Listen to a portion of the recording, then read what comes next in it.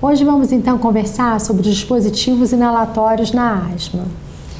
Na verdade, existem relatos de inaloterapia antes mesmo de Cristo, mas foi só no século XIX que os europeus realmente reconhecem a inaloterapia.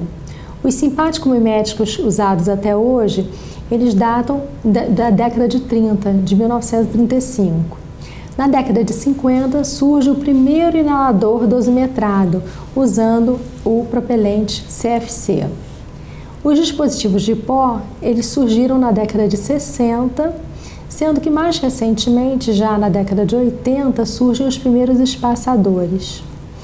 Os outros dispositivos, como o turbo-haler, aerolyze e discos, que nós vamos falar ao longo dessa aula, eles já surgem realmente a partir da década de 90, assim como o uso do HFA como propelente no inalador dosimetrado. E o que é um aerossol? É muito importante que se entenda. O aerossol ele é definido como uma suspensão de gotículas de líquido ou partículas sólidas em um meio gasoso. E como é que se dá esse mecanismo de deposição pulmonar? Existem 3 mecanismos que têm que ser observados.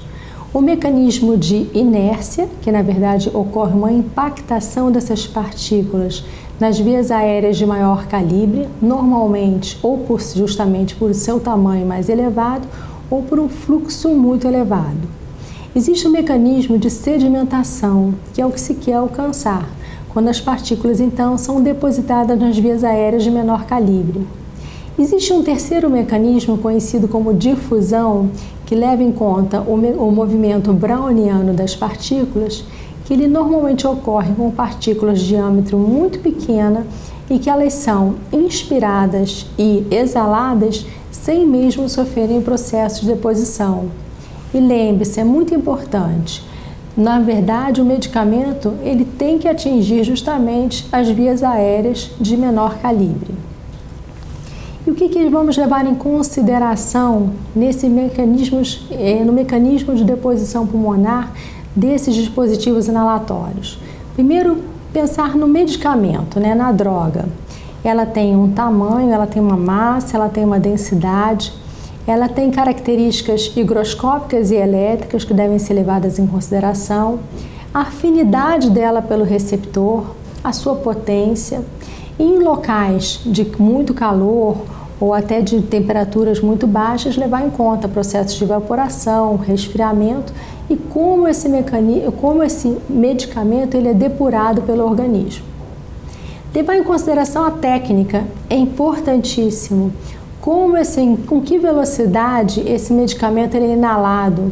Qual é o volume respiratório, principalmente quando a gente está levando em consideração crianças? A gente tem que levar em conta o volume corrente dessa criança. Sincronismo, não adianta o medicamento ser, por exemplo, disparado no momento que a criança está expirando. E existe também um tempo de retenção da medicação.